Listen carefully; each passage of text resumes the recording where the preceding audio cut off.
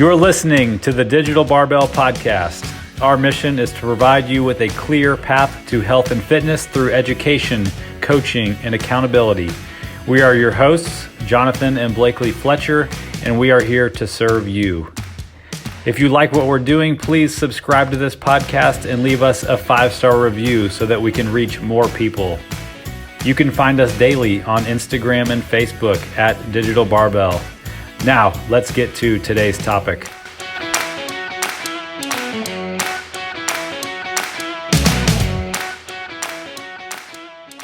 All right, we are back with another episode. Thanks for joining with us. We're doing another question and answer episode. I like this.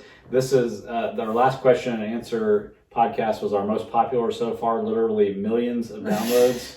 So we're excited to roll this one out. These are actually questions from you guys, our clients, and some non-clients, but so we're going to chip through this list. I think a lot of these things are pretty topical, but first we need to thank our sponsors. Today we're actually sponsored by something a little different. We're sponsored by the phrase, check yourself before you wreck yourself, which is kind of odd that we're sponsored by that, but this is one of Blakely's catchphrases that she uses at least daily, if not 3, 4, 5, 6 times per day. So much that my best friend gave me a notepad with the phrase on the notepad, a whole stack of them. Typically this phrase is used in the context of if I'm standing in her way and she can't get around me, if I have something on the desk that's creeped over into her 50% of the desk, or this could be used on the dogs also if they're doing anything that they're not supposed to be doing, from jumping on the couch or Do you jumping remember on where that came from? The phrase? Yeah. No, why? Did it come from? Yeah. I mean, I guess it came from God. It's like I mean, the show. The show? I think it came from a show. I don't think so. I know it's from a song, like a Beastie Boys song. No, I'm embarrassed. I embarrassingly feel like it came from a Disney Channel show I used to watch. Oh my gosh. Well, anyway, that's our sponsor for today. So I wish I could capture, the Instagram story, some of the spontaneous times it's used. But I don't ever have my phone available. So, all right, so let's jump right into the questions. I think Blakely's going to read them and we'll both kind of go back and forth answering questions. So Here we go. First question. What is the benefit of dumbbells versus barbells for training? You want me to take this one? Sure. This is a good one, especially timely since so many people don't have access to barbells right now. Mm-hmm. I would say in all, the benefit of barbells for training is kind of obvious. You can load them heavier than you can a dumbbell, which is good for things like squats, deadlifts, pressing movements, stuff like that. So because you can load it heavier, you can just progress your strength further if you have access to barbells. Another thing we run into a lot is with people without barbells, they have trouble training the lifts that start from the ground, because a barbell is more elevated off the ground a little bit. You can only dumbbell deadlift so much. I mean, you might be able to deadlift 300 pounds, but you can't dumbbell deadlift from the floor with 300 Well, and pounds. really it's getting to the front rack, like where I find the most trouble with, like, not safe. You can't safely get enough weight. You can squat way more than you can get safely to your shoulders. Right. That's the biggest holding people back that I see. I might be able to clean 155 to my shoulders and do front squats. But I'm probably not going to be able to do that with dumbbells. Yeah, and if you can, squat in upwards of 300 pounds, there's no way you can get 150-pound dumbbells onto your shoulders safely. Right. So you can even find the dumbbells. You get tapped out with what you can physically clean to your shoulders. Yeah. And that stops you way before you'd be able to do a back squat. Right. With a barbell. But dumbbells have a lot of advantages also. Yes, they do. You can train the smaller muscle groups a lot better with them. Things like reverse flies and tricep exercises and other shoulder exercises, just because they're lighter. You can go down to 5 pounds or less and train those small muscles and then just build up from there. Dumbbells can use a lot more of the smaller stabilizing muscles, especially of things like the shoulders and the upper back, than barbells, because you're loading them one arm at a time, so there's a stability element involved. Since you can use them one arm or leg at a time, you can correct muscle imbalances where you have one limb that's completely stronger than the other for a variety of different reasons.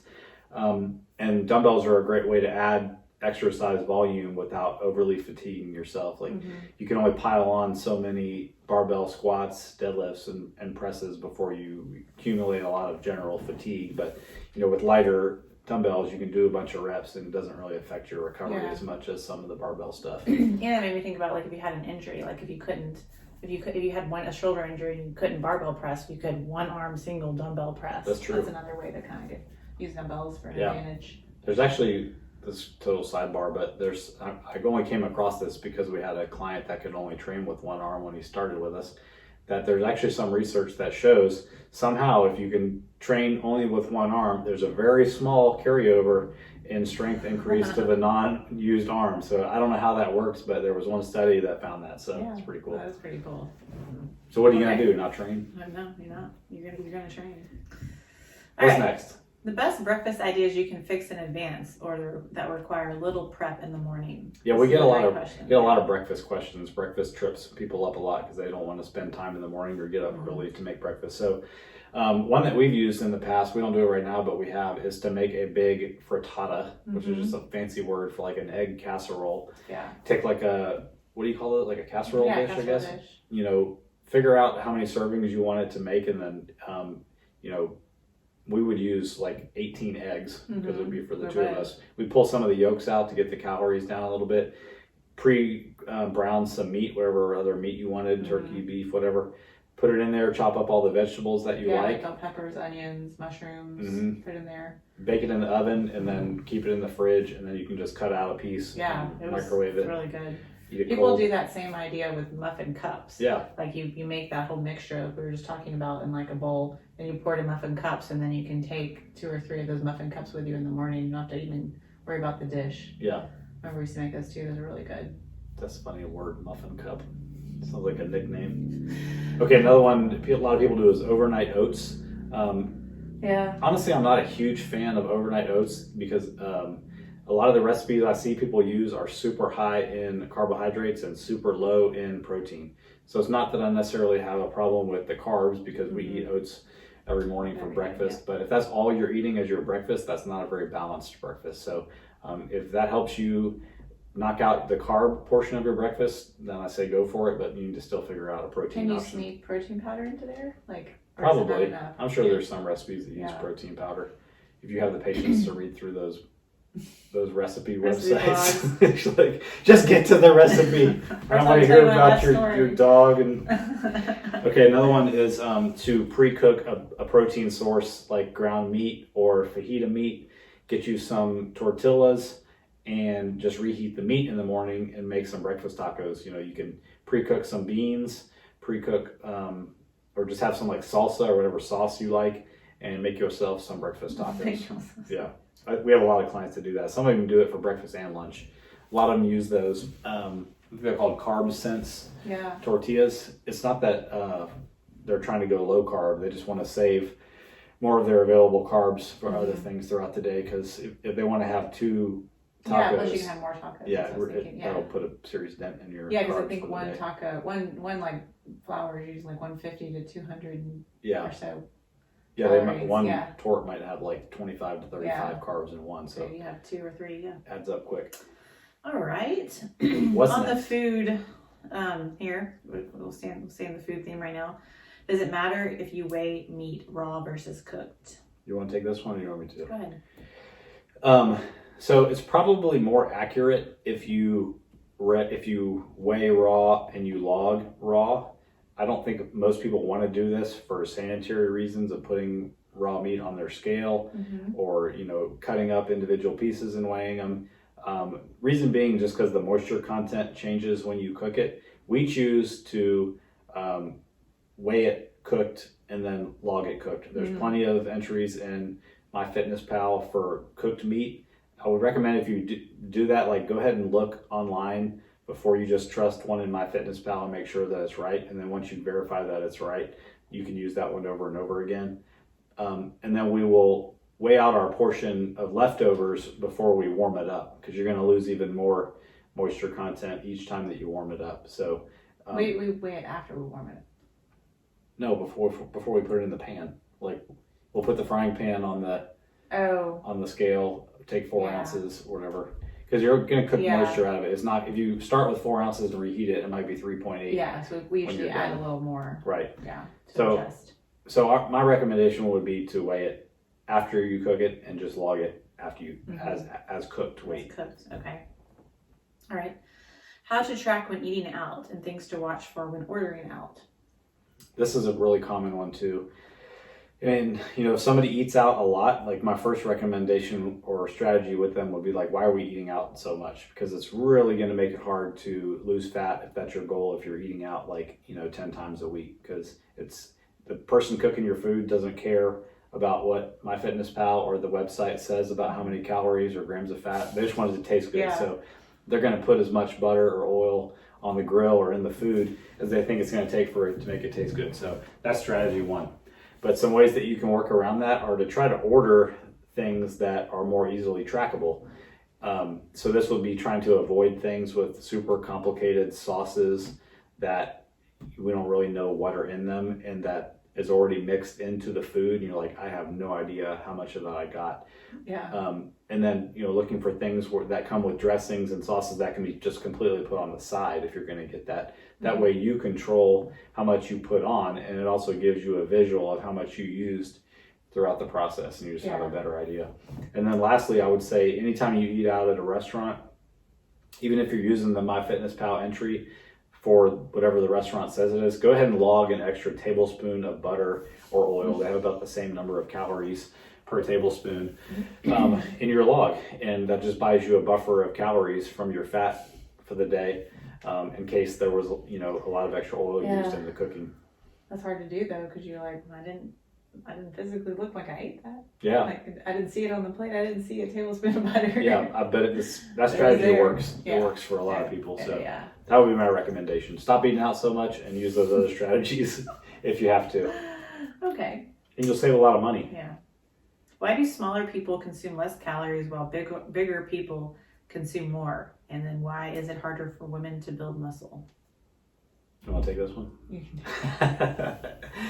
Okay, this is a pretty cool one. So, why do bigger people burn more calories? All right, so we have to think about how do we burn calories anyway? It's the total of the calories we burn for the day is our TDEE, our total daily energy expenditure.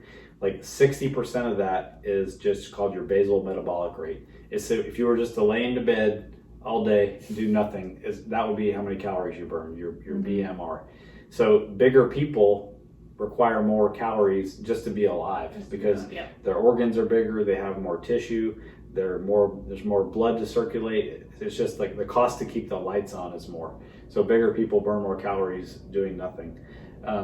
And then also bigger people typically have more muscle on them, whether they exercise or not. Just because they're bigger, they have more muscle on them. Now if they train and they lift weights, they have even more muscle on them, they burn even more calories. But having that muscle means they're going to burn more calories than somebody who that has more fat on them. Muscle is a much more expensive tissue to have on your body than fat. It just burns more calories to stay alive than fat. What was the second part of the question? Why is it harder for women to build muscle? I would say, I don't think it really is more difficult for women to build muscle. I think there's just some things that are kind of working against them physically and mentally, meaning they start typically with less muscle on them. Careful. Easy. Just guys are bigger. So kind of like I just said, if they're bigger people to start with, they had more muscle on them to start with. So it's faster to see visual progress because there was a bigger base to start from, versus women just being smaller in general to start with. The muscles take longer to be bigger. And then we can't ignore the fact that the way muscles get bigger is through training and through diet. So you need to provide a calorie surplus, more calories than you're burning, in order to build muscle tissue. Mm-hmm. That's also going to require you to put on some body fat in the process, which can be a little bit of a mental struggle, both for men and women, to see their love handles getting a little bit bigger as they're watching their muscles grow. So, so some women and men, but a lot of women will find it challenging to continue to eat more and more to see their muscles grow while seeing them gain some Right. fat. Now, there's ways to do it to minimize that, but I think that's one thing that can be a challenge. For sure. We recently did that post about how I finally trusted the system and did that reverse diet the right way. Like I'd always kind of wanted to put on mass, was afraid to eat so much that, you know, I didn't trust the process. I didn't trust the process of like eating so much that I would put on some extra fat, but then I could make it and, you know, build muscle that way. And when I finally did it, it actually worked. Yeah. There's a mental side of it. There's definitely a mental side. But I would say, like, if you're thinking that it's because of the sex hormones and less testosterone, you know, estrogen is also a muscle building hormone. So I don't think that's at the root of it. I think it's just that they're starting in a little bit of a hole, and it takes a long time too. Everybody wishes they could build muscle faster. Yeah. Years and years and years. Yeah. Come see me in 10 years. Okay. Is it necessary and or helpful to roll out muscles before working out? I once saw a personal trainer before a few sessions and the first 20 minutes of the workout was rolling. I wonder how long the entire training session was. If 20 minutes was a foam roller. Oh goodness. Okay. What So do you think? is it necessary or helpful to roll out muscles before working out? So physically speaking, no. No. You know, that rolling and stuff, it can feel good because it's basically just like self-massage. You know, you might find like a tender spot that causes you some pain as you roll over it, and you're like, oh, this must be good if it's hurting me. But physically, it's not really making any change to the tissue. Yeah. So it can feel good, but I will say 20 minutes is excessive, even if it did work. But I will say that there is something to be said for the placebo effect. I'm not saying that like in a joking manner either. Like it's legitimate. So if you feel like rolling makes you feel better, and if you have time for it, and it's not cutting into other productive training time, then have at it. But I would save it for the end of your training session, when you're trying to cool down. But a proper warm up, a general warm up to go through to like get your heart rate elevated, to warm your body temperature up, to like put your body through ranges of motion that you're going to be doing is, I would say, much more beneficial than the 20 minutes of rolling. Yeah. Like your heart rate's not going to get elevated during that time. You're not going to break a sweat and all that stuff and get, you know. Yeah. Especially if your goal for rolling is to become more flexible, it's not. Yeah. You're barking up the wrong tree. I mean, even when you owned your gym, like how many foam rollers did you have? Like 2 in there? 2. Because I didn't have a. in other gyms that we went to, they would have a dozen foam rollers, and what did everybody do? As soon as they got there, go roll around and talk. Or should, you know, like they're hanging out together, but they're not foam rolling. They're just having conversations, sitting on a foam roller. Right. Like. Yeah. So anyway, hopefully you're not. Actually, you're one of our clients, so I know you're not good going to that personal trainer anymore. So. Okay. Can you still tone or lose weight without increasing the weight? The number on the dumbbell. Yeah, the number on the dumbbell. Can you tone or lose weight without increasing weight? I think, you know, this is probably topical right now because so many people are working out with very limited supply of dumbbells. So this is a great question. So let's start by defining what is muscle tone. Muscle tone is really just like being able to see the shape of your muscle underneath any fat that's on top of it. So you got to have muscle to have muscle tone. So most people who want to have muscle tone, their 2 primary goals should be to build muscle so that the natural shape of the muscle is there, and then to lose the fat that's covering it. So there's 2 pieces. There's the training and there's your nutrition. Now, most people are already going to have some sort of muscle tone if they're doing anything physical. So, you know, being in a calorie deficit for an extended period in a sustainable, safe way is the number 1 way to lose the fat that's covering the muscle. So that's a priority 1. And then, you know, doing the training that makes the muscle grow is priority 2. If you can actually kind of cheat the system, and a lot of people, I don't know if a lot of people, but we recommend people and we coach people to do this with their abs. Like if one of their goals is to have like a visible 6-pack, well, you can help yourself by trying to make your abs bigger while you're losing fat. That will make them more visible sooner. Yeah. But people are like, you don't have to train your core. You know, all you have to do is squats. That trains your core. Well, if your goal is to see your abs, making them bigger through certain exercises will help your causes. Yeah, those muscles grow just like your bicep muscle. Right. Yeah. And then her question about can you can you continue to lose fat and see muscle tone without getting heavier weights? Yeah, you can. It's probably going to be harder to a certain point. Yeah, you have to use some tricks, like, if we think about what makes a muscle grow, it's like, progressive overload, meaning that the muscle has to be continually challenged and have a reason to grow. Yeah. So it doesn't have to be the number on the dumbbell that goes up, just has to be the amount of work you're asking the muscle to do. Yeah. So you can cheat the system with that by, doing more reps, more sets, shortening the rest between sets, using isometric holds where you're just like putting the muscle under tension and holding it for longer periods of time. Using tempo, like 3 seconds up, 3 seconds down, things like that. Just to kind of build the intensity and keep the intensity high and add more volume. Until you can get some new weights. Yeah. Some heavier weights. Yeah. So stuff like tricks like that will work for a while. It won't work forever. Like, hopefully, weights will become more available easily again. Yeah. Eventually you run out of time. Back in the day when you could just walk into like Academy or Sports Authority and just buy a set of weights. Yeah. Oh, those days. Oh, yes. Are you ready for the last one? Okay. What is it? Is Jonathan going to get a haircut? So far, so good. It's really turning into a full mullet in the back. I don't mind the top and the front. I guess that's the same thing, but The top and the front. The sides, I've kind of gotten past that point where all the gray hair is super visible. My sideburns are really weird and kind of out of control, but it's the back. It's like I got this curly hair back here and I don't ever know which direction it's supposed to go. But I haven't had a proper haircut. I was thinking about this the other day since we went back to Houston for a wedding. In January. The wedding was on the Super Bowl. Yeah. So I got the haircut before. So what is this, July? Yeah. And I haven't had a haircut in 7 proper haircut in about I 7 like months. it. I think when we first met, he had hair just about this length or just a little bit longer. Yeah. But didn't have the gray back then either. But I'm back to like having to use conditioner and like all this stuff that men shouldn't have to think about. I look forward to like the day you can like kind of swoop it back and put it in like a little pony right here. Yeah. You're picturing Marcus Philly. That's what you're picturing. There's going to be a lot of things that aren't like Marcus Philly. You're going to be sorely disappointed when the hair is there but not the body. Okay, you look like Marcus Philly. Yeah, this didn't work. Thought if you grew your hair out. Oh, man. All right, so those are questions and answers. If you guys have any more, send them to us through a message on Instagram or send us an email at digitalbarbell@gmail.com. Thanks for watching or listening. You guys have a great day.